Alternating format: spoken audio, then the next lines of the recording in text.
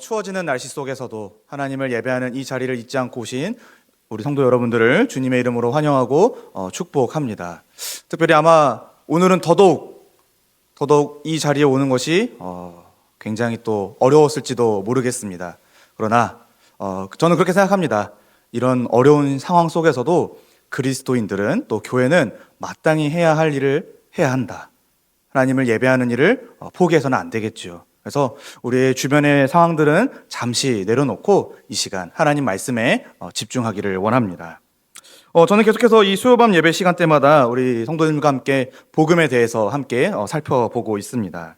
우리는 지난 시간에 이런 것을 살펴봤는데, 참된 믿음이라고 하는 것, 우리가 갖는 이 믿음, 그러니까 우리를 구원에 이르게 하는 참된 믿음은 바로 진리의 말씀에 대한 견고한 확고한 신뢰이고, 또 그 말씀에 순종하는 모습으로서 그 믿음이 증명된다라고 하는 것을 야고보서 2장의 말씀을 통하여서 함께 살펴보았습니다. 여기서 야고보는요, 행함이 없는 믿음은 그 자체가 죽은 것이다 라고까지 얘기를 하는데, 심지어 만약 누구든지 이렇게 행함이 없어 믿음을 보일 수 없다면 그 사람의 믿음은 귀신들의 믿음과도 같다라고까지 말을 합니다. 분명히 하나님께서 정하신 구원의 원리, 구원의 수단은 믿음입니다. 근데 이 믿음이라고 하는 것은 눈에 보이지 않지만 동시에 눈에 보입니다. 왜 그러냐면은 참된 믿음이라고 하는 것은 반드시 그에 합당한 열매, 행실을 낳기 때문이죠. 특히 그 참된 믿음은요, 바로 이웃을 사랑하는 일로서 증명되기 마련입니다. 형제자매를 자기 자신처럼 여기면서 그를 유익하게 하는 그 사랑의 행실이야말로 그가 참된 믿음, 구원 얻는 믿음을 가진 자구나 라는 것을 우리 모두가 알게 되는 것이지요. 나 자신도 알고 주변의 수많은 사람들도 그 사람의 그 행실, 사랑의 열매를 보며 알게 되는 것입니다. 그러므로 우리는 매일, 어쩌면 우리는 평생토록 우리 주님께서 다시 오시는 그날까지 우리의 믿음이 참된지를 증명하고자 힘써야 할지도 모르겠습니다. 물론 믿음이라고 하는 것 자체는 하늘로부터 우리 주 예수 그리스도께서 성령으로 우리에게 주시는 선물이지만, 과연 내가 지금 소유하는 이 믿음이 참된 믿음인가? 바로 우리 주님께서 주신 그 구원 얻는 믿음인가를 입증하는 것은 또한 우리에게 맡겨진 몫이기도 합니다. 그럼 우리는 날마다 이 믿음을 점검해야 하는 것이죠.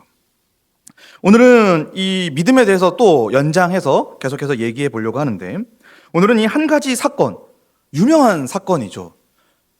이 사건을 통하여서 이 참된 믿음의 3요소, 지식, 동의, 신뢰라고 하는 것을 한번 좀 살펴보며 정리해 보도록 하겠습니다. 특별히 오늘은 이 참된 믿음의 증거라고 할 수 있는 회심에 관하여서 살펴보는 그런 귀한 시간이 되기를 원합니다. 먼저 본문을 좀 자세히 이해해 보도록 하죠. 오늘 본문은 굉장히 유명하고 단순한 이야기입니다. 바로 예수님과 삭개오가 만난 사건이죠. 아마 이것은 이 주일학교 내에서는 많이 선포되어지고 또 들려지는 그런 본문 중에 하나라고 생각이 드는데, 1절과 2절에 보시면은 예수께서 여리고로 들어가 지나가시더라. 삭개오라 이름하는 자가 있으니 세리장이요 또한 부자라 라고 하면서 오늘 본문의 주인공, 등장인물을 소개합니다. 현재 예수님께서 지금 예루살렘을 향하여 여리고를 지나가시는 중에 있습니다. 여기 여리고를 지나치신 까닭은 예수님께서 이 예루살렘을 가기 위해서인데, 이 여리고는요, 예루살렘과 요단강 사이에 위치하고 있는 지역입니다. 지도를 한번 볼까요? 지도가 잘 보일지 모르겠는데, 동그라미 쳐져 있는 거를 좀 중심으로 보시면은, 그러니까 이 예루살렘으로 들어가기 위해서 이 여리고라고 하는 지역을 꼭 거쳐가야 했다고 합니다. 그래서 이 예루살렘에서 약 27km 정도 떨어져 있고, 그리고 우리가 구약에 그 여호수아가 정복했던 여리고로부터는 한 1.6km 남쪽으로 위치해 있다고 합니다. 그리고 이 여리고라고 하는 지역 자체가 되게 중요한 게, 이 요단강 동쪽과 서쪽을 건너가기 위한 하나의 국경 역할을 했다고 합니다. 그래서 아마 예수님께서 이렇게 내려가시는 중에, 이제 예루살렘을 향하시는 중에 이 여리고라고 하는 지역을 지나치게 되시죠. 예, 감사합니다. 근데 특이하게도 이제 이 다음 사건이 사실은 예루살렘에 입성하시는 예수님의 사건을 다루는데, 세 명의 복음서 저자들 마태, 마가, 누가는 동일하게 이 예루살렘의 입성 사건을 기록을 합니다. 그리고 그 앞에 맹인 바디메오를 예수님께서 고쳐주시는 사건을 다루지요. 근데 특이하게 누가는 맹인 바디메오 사건과 예루살렘 입성 이 사이에 두 가지 이야기를 더 넣었습니다. 오늘 우리가 살펴본 이 삭개오 이야기고요. 또 하나는 열무나 비유입니다. 두 사건 모두 다 이 예루살렘 입성 직전에 벌어졌다는 데서 좀 의미가 있죠. 왜냐하면 예수님께서 이 사람들이 갖고 있던 하나님 나라에 관하여서 이제 교훈하기 위하여 이 두 가지 사건을 보이신 거라고 우리는 볼 수가 있습니다. 우리가 읽었던 이 10절, 그 다음 절인 11절에 보시면은 누가복음 19장 11절에 보시면 그들이 이 말씀을 듣고 있을 때에, 그러니까 이 삭개오와의 스토리, 삭개오에게 말씀하시는 걸 듣고 있을 때에 비유를 더하여 말씀하시죠. 이게 열무나 비유인데, 이는 자기가 예루살렘에 가까이 오셨고 그들은 하나님의 나라가 당장에 나타날 줄로 생각함이더라. 그러니까 지금 이 사건, 삭개오의 사건과 열무나 비유를 드신 까닭은 하나님 나라가 이제 도래했다고 사람들이 생각을 하니까 하나님 나라에 대해서 올바른 지식을 가르쳐 주기 위해 예수님께서 이 사건을 보이신 것입니다. 특별히 이 예수님과 삭개오가 만난 사건은요, 바로 이 도래한 하나님 나라, 금방이라도 임박한 그 하나님 나라에 누가 어떻게 들어가는가를 또 보여주는, 그래서 예수님께서 베푸시는 그 구원이 무엇인가를 보여주는 그런 사건이라고 볼 수가 있습니다. 어쨌거나 예수님께서 여리고로 들어가 이제 지나가시죠. 근데 거기에 여리고에 삭개오라고 하는 사람이 살았다고 합니다. 삭개오라 이름하는 자가 있으니, 헬라어로 자카이오스 이렇게 부르는데 이 의미가 순전한, 의로운, 뭐 쉽게 얘기하면 청결 그 자체, 뭐 이런 의미가 되는 거죠. 근데 저자가 이 삭개오를 어떻게 설명하냐면은 세리장이요 부자라 이렇게 설명을 하죠. 세리장이요 부자라. 약간 기본적인 지식을 한 가지 좀 살펴보면 좋을 것 같은데, 세리라고 하는 것은요, 당시의 로마 정부로부터 이 세금 징수 업무를 맡아 청탁을 받아 그 업무를 하는 사람들을 가리킵니다. 그래서 로마 이 정부는요, 세금 징수 이 일을 경매를 통해서 사람에게 맡겼다고 합니다. 근데 이걸 맡은 사람에게는 따로 별도의 봉급을 주지 않았다고 하죠. 그런데도 당시의 세리들은 엄청난 수준의 이 부를 축적했다고 합니다. 왜냐하면 이 세리들이 정부가 요구하는 세금보다 훨씬 더 높은 수준의 세금을 징수했기 때문이죠. 그래서 예를 들어서 이제 로마 정부에서 한 세금으로서 10,000원을 요구했다면은 이 사람들은 10만 원을 요구하는 셈이 되는 거죠. 그래서 이 과정에서 발생되는 차액, 왜냐면 본인들이 한 개인에게서 10만 원을 받았을 때 세금이라는 명목으로 그럼 10,000원만 내면 된단 말이죠. 그럼 나머지 9만 원의 행박은 어디 갈까요? 세리들의 주머니로 돌아갑니다. 그러니까 그런 식으로 이 차액을 자기네 주요 수입으로 삼았던 거죠. 그러니까 한번 생각해 보십시오. 그 마을에 얼마나 또 많은 사람들이 살았겠습니까? 그들에게서 한 명에게서만 10만 원씩만 받더라도, 예를 들어서 아까의 그 예시처럼 얼마나 많은 부를 축적했겠습니까? 그러니까 이 세리들은 자신들의 안위를 위해서 부정한 일을 스스럼없이 행했던 그런 사람들로 보여집니다. 따라서 세리들은요, 당대의 사람들로부터 굉장한 멸시를 받게 됩니다. 특히 유대인들은 그들을 죄인 취급했는데, 이게 단순히 저 나쁜 사람, 죽어 마땅한 사람, 하나님의 저주가 있을 그런 죄인, 이렇게 취급을 하는 거죠. 왜냐하면은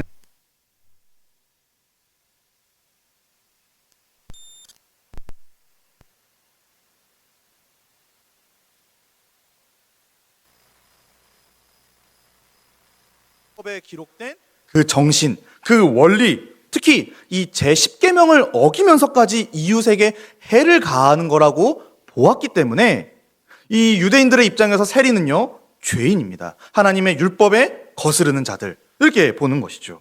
그래서 출애굽기 20장 17절에 다 읽지는 않겠습니다만 맨 끝에 무릇 내 이웃의 소유를 탐내지 말라라고 하는 10계명이 있는데, 세리들은 이걸 아주 적극적으로 어겼던 사람인 것이죠.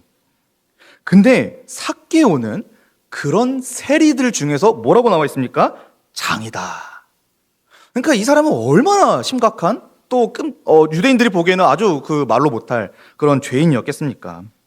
심지어 우리가 아까 잠깐 지도로 봤는데 이 여리고가 요단강 동쪽과 서쪽을 오고 가는 그 사이의 위치에서 수많은 무역이 이루어졌다고 합니다. 그러니까 그 과정에서 세금을 얼마나 부여했고 또 그래서 얼마나 말도 안 되게 부당한 이익을 취득했겠습니까? 그러니까 지금 이 세리장이요 부자라 하는 게 성경이 이 사람을 부정적으로 묘사하고 있는 거다라는 걸 우리가 좀 알 수가 있죠.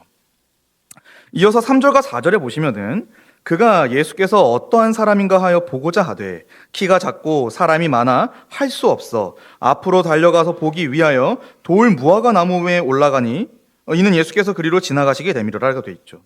삭개오는 예수님이 어떠한 사람인가, 그러니까 예수님에 관한 소문을 듣게 된 것 같습니다. 그래서 그가 어떤 사람인가 하여 보고자 했죠. 근데 성경이 되게 재밌게 표현을 하죠. 키가 작은 사람이었더라라고 기록하고 있습니다. 이를 통해서 저는 많은 위로를 받았죠. 아무리 부자여도 하나님이 공평하게 키는 적게 주셨구나. 자료를 좀 조사해보니까 그 당시에 이 키가 작은 사람이다라고 했으면 보통 150cm 이하 되는 그런 사람이었다고 합니다. 저는 173 정도 되는데 감사하죠. 어쨌거나 이 키가 작은 삭개오가 예수님을 보기 위해 갑니다. 근데 이 수많은 군중이 예수님을 둘러싸고 있는 겁니다. 그래서 그분을 쉽게 볼 수가 없죠. 어떻게 합니까? 그 결과 돌 무화과 나무에 올라가니 이는 예수께서 그리로 지나가시게 되미르라. 그러니까 말하자면 예수님이 이제 곧 어디쯤 지나가시겠다 생각하고 그 근처 돌 무화과 나무, 옛날 그 개역 한글 번역에는 뽕나무라고 되어 있죠. 거기에 이렇게 올라가게 됩니다. 삭개오가 예수님을 어떻게 알게 됐는지에 대해서는 성경이 구체적으로 말하지가 않죠. 추측컨대 어떤 경위로든지 그분에 관해서 듣게 되었을 것입니다. 근데 또 그분이 마침 본인이 살고 있는 지역 여리고를 지나가신다고 하니 궁금해서 호기심 때문에 발걸음을 움직인 것처럼 보입니다. 여기서 우리는 예수님을 향한 이 삭개오의 관심과 또 각오를 희미하게나마 좀 볼 수가 있죠. 삭개오는요, 사람들로부터 죄인 취급을 받는, 죄인 중에 죄인으로 취급을 받는 세리장이었습니다. 비록 상당한 부와 권력을 가지고 있었음에도 불구하고 이 수많은 군중, 무리를 해치고 예수님을 보러 나갈 수 없다라는 게 단순히 그의 신체적인 한계 때문만은 아니라 그가 사람들로부터 소외당하는, 그러니까 사람들이 길을 비켜주기를 꺼려하는 그런 끔찍한 사람이라는 것을 좀 볼 수가 있는데, 그런데도 그가 예수님을 보기 위해 달려나가게 됩니다. 참고로 이 돌 무화과 나무, 그러니까 뽕나무라고도 부르는 건 이 요단강 지역에서 흔히 볼 수 있는 나무라고 합니다. 그래서 찾아보니까 이 나무가 가지가 넓게 펴지고 아래로 늘어져 있는 어떤 그런 형태여가지고 비교적 쉽게 오를 수 있는 나무라고 하는데, 어쨌거나 이 삭개오는 나무 위에 올라가서 예수님을 보게 됩니다. 5절부터 7절에 보시면은 예수께서 그곳에 이르사 쳐다보시고 이르시되 삭개오야 속히 내려오라 내가 오늘 내 집에 유하여 하겠다 하시니 급히 내려와 즐거워하며 영접하거늘. 그러니까 예수님께서 또 마침 그 삭개오가 올라간 그 나무 앞에 이르게 되십니다. 그리고 그 나무 위에 있던 삭개오를 쳐다보시죠. 그리고 뭐라고 말씀하십니까? 삭개오야 속히 내려오라. 그러자 삭개오가 이 예수님이 부르는 소리를 듣고 어떻게 반응하냐면은 6절에 급히 내려와. 이 본문이 지금 강조하고 있는 게 속히 내려와라. 그리고 급히 내려와. 그러니까 예수님이 부르시자마자 즉각 달려나간 것이죠. 저는 이 대목을 보면서, 이 장면을 보면서 되게 재밌는 상상을 좀 해봤습니다. 속히 내려오라고 하는 예수님의 목소리와 이제 어떤 손짓, 그리고 그것에 즉각 반응하면서 웃는 얼굴로 나무에서 내려오는 삭개오의 모습이 좀 그려지는데, 아까도 제가 이 예배를 드리기 전에 겪었던 일인데, 제가 보통 여기 루야가 앉아 있는데 루야를 보면 항상 하는 일이 있습니다. 이렇게 손짓, 웃으면서 제가 손짓을 하죠. 그럼 루야가 열의 여덟은 웃으면서 몸을 약간 베베 꼬죠. 왜 베베 꼬죠? 어쨌든 베베 꼬면서 막 와서 딱 차렷하고 안녕하십니까 강도사님 하고 90도로 인사를 합니다. 그러니까 저는 약간 삭개오의 이 장면을 보면서 약간 이런 모습이 있지 않았을까? 물론 이제 한계가 있죠. 뭐가 있냐면은 삭개오가 나이가 예수님보다 더 많았을 수도 있고 삭개오의 나이를 밝히지 않으니까요. 어쨌거나 그런 이제 재밌는 상상을 할 수가 있었는데, 그러자 7절에 뭇 사람이 보고 수군거려 이르되 저가 죄인의 집에 유하러 들어갔도다 이렇게 얘기를 합니다. 왜냐면은 사람들은 이 삭개오를 뭐로 취급했습니까? 죄인 취급을 했죠. 바꿔 말하면 적어도 이 삭개오라고 하는 인물만큼은 절대 구원을 받을 수 없는 그런 죄인으로 생각을 했단 말이죠. 그런데 지금 이 땅에 오셔서 메시아라고 하는 그 예수님께서 그를 부르시는 겁니다. 그리고 심지어 뭐라고 말씀하시냐면은 그 집에 유하겠다. 그 집에 머물며 너와 함께 먹고 마시겠다. 이렇게 말씀을 하시는 것이죠. 그러니까 사람들은 수군거릴 수밖에 없는 겁니다. 아니, 메시아라고 하는 그분이 저 죄인과 함께 하신다고? 저 죄인의 집에 들어가 먹고 마신다고? 그러니까 이제 분위기가 이상해지겠죠. 8절부터 또 10절까지를 보시면은 삭개오가 서서 주께 여짜오되 주여 보시옵소서 내 소유의 절반을 가난한 자들에게 주겠사오며 만일 누구의 것을 속여 빼앗은 일이 있으면 내 갑절이나 갚겠나이다 이렇게 얘기를 합니다. 그러니까 삭개오가 나무에서 내려와서 예수님 앞에 섰겠죠. 그리고 말을 하고 있는 겁니다. 주여 보시옵소서. 이 삭개오의 이 예수님 앞에서의 말을 크게 두 가지로 좀 정리를 해볼 수가 있는데, 첫 번째로 구제에 관하여 그가 말을 합니다. 여기 8절에 보시면은 내 소유의 절반을 가난한 자들에게 주겠사오며, 그러니까 이거는 이제 구제 활동을 하겠다. 내가 가난한 자들을 위하여 내 소유의 절반을 드리겠다. 이렇게 설명하는 거고요. 두 번째로 배상의 문제를 이제 말을 합니다. 그래서 만일 누구의 것을 속여 빼앗은 일이 있으면 내 갑절이나 갚겠나이다. 이렇게 설명을 하죠. 그러니까 구제하고 배상하는 일을 하겠습니다. 이렇게 얘기를 하고 있는 겁니다. 이 구제와 배상은요, 율법에서 말하는 바, 바로 하나님의 언약 백성에게 요구되어지는 가장 거룩한 삶의 모습 중 일부입니다. 동시에 기존의 죄인이었던 이 세리장 삭개오에게서는 도무지 발견할 수가 없던 모습이기도 하죠.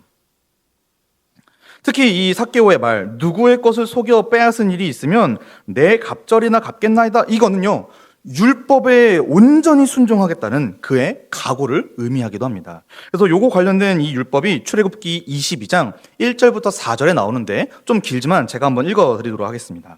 출애굽기 22장 1절부터 4절입니다. 사람이 소나 양을 도둑질하여 잡거나 팔면 그는 소 한 마리에 소 5마리로 갚고 양 한 마리에 양 4마리로 갚을지니라. 도둑이 뚫고 들어오는 것을 보고 그를 쳐 죽이면 피 흘린 죄가 없으나 해 돋은 후에는 피 흘린 죄가 있으리라. 도둑은 반드시 배상할 것이나 배상할 것이 없으면 그 몸을 팔아 그 도둑질한 것을 배상할 것이요 도둑질한 것이 살아 그의 손에 있으면 소나 낙이나 양을 막론하고 갑절을 배상할지니라. 그러니까 이 구제와 배상 그 자체는 하나님이 율법으로서 언약 백성에게 정하신 규례이기도 했습니다. 결국 삭개오는요, 이전까지 자신의 삶, 특히 이 율법이 금지했던 그 일, 죄악으로부터 돌이키고 오히려 율법이 지금 말하고자 하는 그 정신, 그 내용을 적극적으로 행할 것을 예수님과 수많은 군중 앞에서 공개적으로 고백을 하고 있는 것입니다. 그러자 9절과 10절에 예수님이 이렇게 대답을 하시죠. 오늘 구원이 이 집에 이르렀으니 이 사람도 아브라함의 자손이미로다. 여러분, 이 아브라함의 자손이라고 하는 말은 이스라엘 안에서는 굉장히 중요한 의미를 갖습니다. 바로 아브라함의 자손은요, 언약의 자손, 언약의 백성, 바꿔 말하면은 하나님 나라에 들어갈 자, 하나님이 원하시는 백성, 이런 의미가 있단 말이죠. 그리고 구원이라고 하는 것은 바로 이 아브라함의 자손, 언약 백성이 되어서 하나님의 언약적 관계와 복, 더 쉽게 설명하자면은 창세기 1장과 2장에 나왔던 그 하나님의 영원한 복락, 안식에 참여하는 그걸 바로 구원이라고 말을 합니다. 그러므로 예수님께서 지금 삭개오에게 구원, 또 아브라함의 자손, 이런 단어를, 이런 말씀을 하신 것은 굉장히 놀라운 일인 것이죠. 유대인들의 이 이스라엘 사람들에게는 도무지 상상할 수 없었던, 아니 저런 죄인이 있을까 싶은 그런 사람인데 지금 그에게 예수님께서 아브라함의 자손이미로다, 구원을 받으리로다 이렇게 말씀을 하고 있으니 얼마나 놀라운 일이지 아닐 수 없죠. 그러면서 10절에 인자가 온 것은 잃어버린 자를 찾아 구원하려 함이니라. 지금 예수님은 삭개오에게 말씀하기를 마치시면서 자신이 이 땅에 오신 목적을 밝히십니다. 바로 이것은 그분이 베푸시는 구원이 무엇인지를 우리에게 알려주고 있는 것이지요. 바로 삭개오와 같은 죄인, 누가 보더라도 자격이 조금도 없는, 아니 죽어 마땅한 정말 그 끔찍한 죄인을 예수님께서 구원하여 아브라함의 자손으로 삼아 주시는 것입니다. 결국 예수님은요, 이 삭개오와의 만남을 통하여서 과연 누가 아브라함의 자손, 하나님 나라의 백성이 될 수 있는가, 또 그게 어떻게 가능한가, 그래서 결국 자신이 하시려는 이 구원의 사역이 무엇인가를 삭개오에게, 그리고 그 자리에 있던 수많은 군중들에게, 그리고 오늘 이 본문을 읽고 있는 우리에게 보여주고 계십니다. 사랑하는 성도 여러분, 이제 이 말씀을 오늘 우리에게 주시는 하나님의 말씀으로 받고자 합니다. 본문은 오늘 우리에게 무엇을 교훈하고 있습니까? 또 오늘 우리는 이 본문을 통하여서 무엇을 생각하고 또 적용해야 할까요? 먼저 오늘 본문이 말하고자 하는 바는요, 이런 거죠. 삭개오는요, 지금 예수님의 부르심을 듣고 즉각 반응하여 기뻐하며 구원받은 자임을 그 스스로가 많은 사람 앞에서 입증하게 됩니다. 본문은요, 분명히 예수님을 만난 한 사람, 이 삭개오의 극적인 변화를 우리에게 보여주고 있습니다. 비록 이전까지 이 율법에 어긋나는 일을 하며 마땅히 죄인 취급을 받았으나 예수님의 부르심을 듣고 그를 기뻐하며 영접함으로써 그가 완전히 새로운 사람으로 바뀌었다라는 것을 우리는 본문을 통해 알게 되는 것이지요. 특이하게도 예수님은요, 삭개오에게 특별한 일을 하신 것 없습니다. 그냥 돌 무화과 나무에 올라가 있는 삭개오를 쳐다보시고 내려오라, 내 집에 유하여야겠다라고 말씀밖에 안 하셨습니다. 그를 만져서 고치시거나 그에게 뭔가 귀신이 있어서 쫓아내시거나 그런 게 아니라 내려오라, 이렇게 말씀하신 것이죠. 그러자 삭개오는 그 부르심 하나로 이전에는 찾아볼 수 없었던 놀라운 모습을 지금 보이고 있는 것입니다. 그리고 그런 삭개오의 모습을 보시고 예수님이 아브라함의 자손이로다, 구원이 이르렀다, 이렇게 말씀을 하시는 것이죠. 그런데 우리가 오해하지 말아야 할 것은 삭개오가 이렇게 변화된 모습을 보여주었기 때문에 구원받은 것은 아니라고 하는 것입니다. 오히려 삭개오의 이 변화된 모습은요, 그가 진정 구원을 받은 자, 아브라함의 자손이 되었다라는 증거인 거고, 그러니까 예수님도 그런 차원에서 그의 구원이 확실하다고 선언하시는 차원에서 이 말씀을 하시는 것입니다. 바로 예수님의 부르심이라고 하는 은혜가 그 죄인을 새롭게 빚어낸 것이지요. 사랑하는 성도 여러분, 여기서 우리는 한 가지 큰 교훈을 얻을 수가 있습니다. 바로 예수님은요, 죄인을 부르셔서 구원, 무엇입니까? 아브라함의 자손이 되는 은혜를 베푸신다라고 하는 것입니다. 삭개오는 누가 보더라도 구원받을 수 없는, 하나님 나라에 들어갈 수 없는 죄인 중에 죄인이죠. 그러나 예수님은 사람들의 생각과 달리 그를 부르셨고 그의 집에 머물기를 원하셨으며 그를 구원하여 그가 아브라함의 자손이라고 말씀해 주셨습니다. 심지어 예수님의 마지막 말씀, 잃어버린 자를 찾아 구원하러 왔다라고 하는 그 말씀을 보니 이 삭개오는 어떤 사람이냐면은 바로 예수님이 잃어버렸던, 그 하나님 나라에서 잃어버렸던 우리 주님이신, 우리 왕이신 예수님이 찾으시는 귀한 백성이라는 것을 우리는 알 수가 있는 것입니다. 이처럼 예수님은요, 자기 백성, 바꿔 말하면은 죄로 인해서 하나님 나라에서 멀어진 자들, 하나님 나라에 들어오지 못하고 하나님 나라 밖에서 방황하며 참된 안식을 찾아 갈망하나 도무지 그 안식에 이르지 못하는 그 죄인들을 찾으러 오신 그 나라의 왕이십니다. 그리고 그 왕께서 오늘도 지금 자기 백성을 부르고 계십니다. 그 부르심에 응답한 자들이 누굽니까? 바로 저와 여러분이죠. 그 부르심에 응답하여 이 자리에서 예배를 드리고 있는 것 아니겠습니까? 그러나 또 하나, 이 교회 밖에 아직도 예수님이 찾으시는 수많은 잃어버린 삭개오가 많이 있다는 것을 우리는 기억을 해야 합니다. 그렇기 때문에 그들에게 나아가 주님의 음성을 들려 주어야 하겠지요. 또 두 번째로 생각해 볼 것은 예수님은요, 돌 무화과 나무 위에 있던 삭개오를 부르셨습니다. 그러자 삭개오는 급히 내려와 즐거워하며 예수님께 나아가죠. 달리 말하면 삭개오는 지금 예수님이 부르시는 소리를 듣고 머뭇거리거나 이상하게 여기지 않고 급히, 얼른, 그리고 아주 기뻐하며 내려가는 것을 우리는 보았습니다. 비록 사람들이 수군거릴 걸 알았지만 마다하지 않고 예수님 앞으로 나간 것이지요. 예수님의 부르심은요, 잃어버린 하나님의 백성들을 향한 것이고, 그리고 그 부르심을 듣는 사람들마다 반드시 반응한다라고 하는 것이 오늘 본문이 우리에게 주는 교훈이기도 합니다. 즉, 예수님이 찾으시는 그분의 백성이라면은 누구든지 기쁨으로 그 부르심, 예수님의 말씀에 반응하기 마련이라고 하는 것이지요. 이걸 조금 어려운 용어로 유효적 소명, 효력 있는 부르심이라고 이렇게 얘기합니다.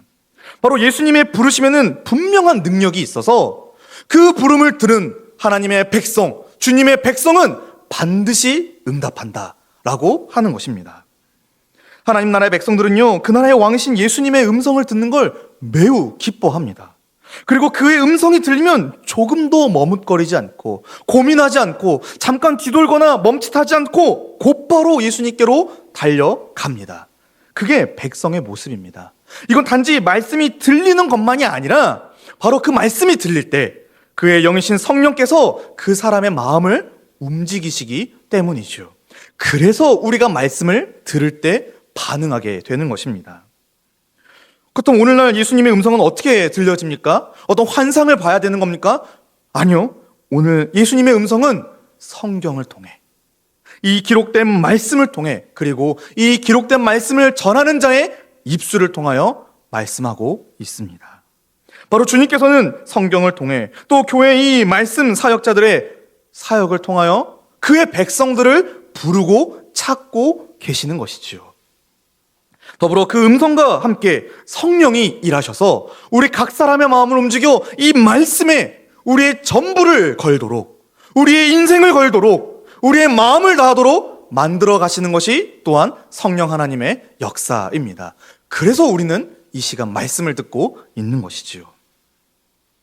세 번째로 생각해 볼 것은 예수님의 부르심에 삭개오는 어떻게 반응합니까? 아주 파격적으로 변화를 하죠. 그는 이전처럼 자기 욕심을 위해 돈을 모으지도 않고요, 오히려 자신이 가진 것으로 다른 사람을 위해 사용하기까지 합니다. 심지어 이전과는 달리 합당하게 사용하기로, 구제할 걸 구제하고 배상할 걸 배상하겠노라 라고 공개적으로 말을 하지요. 그리고 예수님은 그 변화된 삭개오의 모습을, 또 그 고백을 들으시고 아브라함의 자손으로 여겨 주십니다. 사랑하는 성도 여러분, 예수님의 부르심은 백성을 반드시 반응하게 만듭니다. 이때 단지 예수님의 말씀을 듣고 고개를 끄덕이는 이 정도의 변화가 아니에요. 이전과는 전혀 다른 모습으로 생활하게끔 우리를 변화시키시는 것이 바로 주님의 말씀입니다. 특히 자기중심적인 이 삶에서 벗어나서 하나님이 원하시는 모습, 율법에 기록된 대로 하나님의 뜻에 온전히 순종할 수 있도록 우리를 바꾸어 가시는 것이 바로 우리 주님의 음성입니다. 하나님을 사랑하고 이웃을 사랑하도록, 그냥 수동적인 사랑, 피상적인 사랑이 아니라 적극적인 사랑, 내가 가진 모든 것으로 그 사람을 구제하고 내가 합당하지 않은 일을 했을 때는 배상하는 그런 정도의 적극적인 사랑을 하게끔 만드는 것이 바로 우리 주님의 음성, 말씀이라고 하는 것이지요. 이처럼 예수님의 부르심을 듣고 반응하여 완전히 새로운 모습으로 생활하는 이것을 가리켜 우린 회심이라고 말을 합니다. 이전까지 몸에 익숙하던 모든 악한 습관을 버리고 다소 불편하더라도 하나님이 원하시는 대로 거룩하게, 의롭게, 선하게 살고자 애를 쓰는 그 모습이 바로 회심, 이 예수님의 부르심을 받은 자의 특징이라고 하는 것입니다. 이렇듯 본문의 사건은요, 예수님이 행하시는 구원이 어떤 것인지를 우리에게 보여줍니다. 바로 예수님은 그 효력 있는 부르심으로써 각 사람을 구원에 이르게 하십니다. 그리고 그 사람들은요, 예수님의 부르심을 듣고 구원에 합당한 모습으로 변화하게 됩니다. 이처럼 성경은요, 우리가 겪는 이 구원의 은혜를 아주 다양하게 설명을 하는데, 이 변화되는 것을 가리켜 중생이라고도 하고, 그래야 나타나는 모습이 바로 회심이라고도 말을 할 수가 있는 것이죠. 중생한 사람은요, 거듭난 사람, 다시 태어난 사람, 예수님의 말씀 그 은혜를 따라서 다시 새롭게 태어난 사람은요, 자신이 하나님 앞에서 얼마나 큰 죄인인지를 절실하게 깨닫게 됩니다. 지식적인 측면이 생기죠.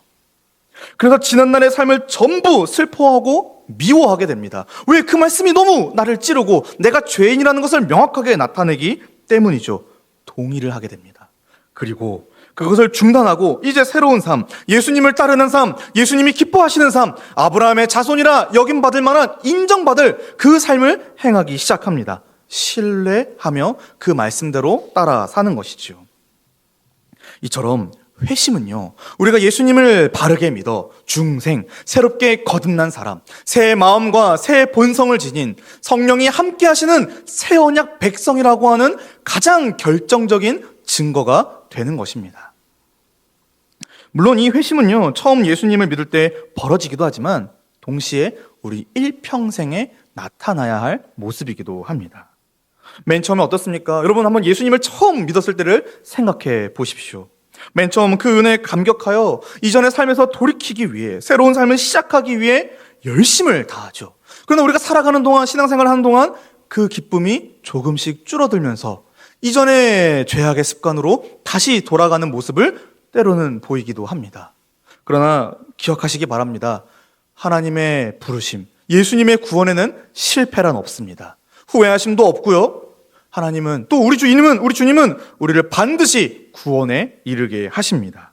그래서 우리로 하여금 다시금 죄를 짓게 되었을 때에도 주님의 다스리심을 구하며 회개하여 이전에 그 죄악된 삶을 포기하며 다시 주님이 원하시는 삶을 선택할 수 있는 충분한 능력과 지혜와 의지를 주시는 것이 바로 우리 주님이 주시는 은혜이기도 합니다. 그럼 우리는 날마다 실망하거나, 우리 자신을 보면 실망하거나, 우리 자신을 보면 낙심하거나, 내가 또 이런 죄를 지었네, 내가 이렇게 또 실패했네, 좌절할 필요가 없습니다. 다시 한번 힘을 내어 우리 주님께서 주시는 성령의 능력을 따라 거룩한 삶을 선택하면 되는 것입니다. 우리 주님이 반드시 도와주십니다. 우리에게 말씀도 있고요, 성령도 있고요, 그리고 함께하는 교회가 있습니다. 그러니 우리는 얼마든지 힘을 내어 하나님이 원하시는 그 거룩한 삶을 향하여 살아갈 수가 있는 것이지요. 회심은 단 한 번의 사건이 아닙니다. 단 한 번 이루어지지만 또한 일평생 일구어 나가야 하는 성도의 경건 생활이기도 합니다. 말씀을 맺도록 하겠습니다. 사랑하는 성도 여러분, 예수님은요, 잃어버린 죄인을 찾아 하나님 나라에 어울리는 백성으로 변화시켜 주십니다. 우리를 부르십니다. 그리고 그 부르심을 받은 백성은요, 반드시 이전의 삶에서 돌이켜 예수님이 인정하시는 삶, 기뻐하시는 삶, 하나님의 뜻에 합치하는 그 삶을 살기 마련입니다. 그게 바로 우리가 참된 믿음을 가졌다라고 하는 증거가 되는 것이지요. 그랬을 때 저는 3가지로만 짧게 우리 성도님들께 적용할 것을 한번 제안해 보고자 합니다. 첫 번째로, 모든 사람은요, 삭개오와 같은 죄인이자 구원이 필요한 자들입니다. 우리도 그렇고요, 우리 밖에 있는, 이 교회 밖에 있는 사람들도 마찬가지죠. 하나님을 적극적으로 반대하고 그 거룩한 뜻에 반하는, 적극적으로 대항하기를 아주 즐거워하는 자들이 바로 우리 인간입니다. 그런데 하나님의 구원, 우리 주님의 구원은요, 사람의 자격을 따지지 않습니다. 모든 사람이 하나님은 구원받기를 원하십니다. 특별히 하나님과 예수님이 창세전부터 택정하신 사람이라면, 우리가 주님의 말씀을, 그 부르심, 그 음성을 들려줄 때 그는 반드시 반응하게 되어 있습니다. 그러므로 우리는 사람을 차별하여 전도하거나 사랑해서는 안 되겠습니다. 예수님이 나 같은 사람도 구원해 주셨는데, 나도 이렇게 부르심받아 구원받았는데, 나 역시도 기쁨으로 누구에게나 우리 주님의 음성을 들려줘야 할 줄로 믿습니다. 두 번째로, 예수님은 죄인을 아브라함의 자손이 되게 하려고 오셨습니다. 죄인은 스스로 하나님 앞에 설 수가 없습니다. 그 나라에 들어갈 수가 없죠. 따라서 하나님이신 그 예수님께서 이 땅에 오셔서 우리를 구원해 주신 것입니다. 이처럼요, 예수님 외에는 잃어버린 자를 찾아 구원에 이르게 하는, 하나님 나라에 들어가게 할 수 있는 존재가 없습니다. 오직 예수님 뿐입니다. 따라서 그분의 음성에 우리가 귀 기울여야 합니다. 이 세상에 수많은 소리가 있고 수많은 음성이 있고 우리를 미혹하고 우리를 괴롭게 하지만, 사랑하는 성도 여러분, 우리 주님의 음성에 집중하시기 바랍니다. 우리 주님의 말씀에 집중하시기 바랍니다. 그 말씀이 능력이 있는 것입니다. 세 번째로 죄인은요, 예수님의 부르심을 받은 직후에 완전히 변화됩니다. 근데 이건 아까도 설명했지만 단지 고개를 이렇게 돌리는 정도가 아니라 이 몸을 180도 돌려서 이전에 죄악된 삶을 끊어내고 하나님이 원하시는 삶으로 돌이키는 것을 말을 합니다. 예수님에 대해 알고 믿는다면서 그러면 예수님이 원하신 대로 사는 것이 맞지 않겠습니까? 예수님을 믿는 사람은요, 이전과 똑같이 여전히 죄를 지으며 살 수가 없는 것이죠. 오히려 어떻게든지 예수님이 말씀하신 그대로 순종하고자 발버둥 칠 겁니다. 특히 성령을 의지하며 날마다 이 말씀과 기도로 힘써 부지런히 그 거룩을 향하여 나아가겠지요. 이게 바로 참된 하나님 나라 백성의 모습입니다. 사랑하는 성도 여러분, 저는 우리 동산교회 모든 성도님들이 이 참된 믿음을 소유한 참된 백성이기를 원합니다.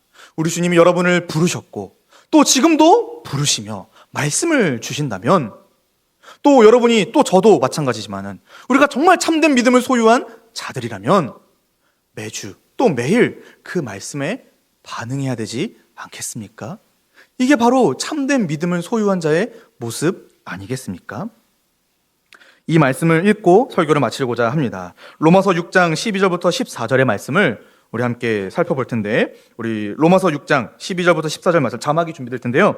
우리 함께 이 말씀을 읽어보고 설교를 마치도록 하겠습니다. 시작! 그러므로 너희는 죄가 너희 죽을 몸을 지배하지 못하게 하여 몸의 사욕에 순종하지 말고 또한 너희 지체를 불의의 무기로 죄에게 내주지 말고 오직 너희 자신을 죽은 자 가운데서 다시 살아난 자 같이 하나님께 드리며 너희 지체를 의의 무기로 하나님께 드리라. 죄가 너희를 주장하지 못하리니 이는 너희가 법 아래에 있지 아니하고 은혜 아래에 있음이라. 아멘. 함께 기도하겠습니다. 하나님 아버지 감사합니다. 오늘 이 사교의 말씀을 통하여서 예수님을 통하여 베풀어진 구원의 은혜가 무엇인지를 확인하게 하시고 그리고 우리의 믿음을 점검하게 하시니 감사합니다. 하나님, 우리가 참된 믿음을 소유한 자들로서 하나님 말씀에 우리 주님의 뜻에 온전히 순종할 수 있도록 도와주시옵소서. 이전의 모든 죄악들을 그 자그마한 것까지도 끊어내고 하나님이 기뻐하시는 삶, 하나님의 뜻을 온전히 이루는 거룩한 생활을 해나갈 수 있도록 성령을 통하여 우리 각 사람을 붙잡아 주시옵소서. 감사드리며 예수님의 이름으로 기도합니다. 아멘.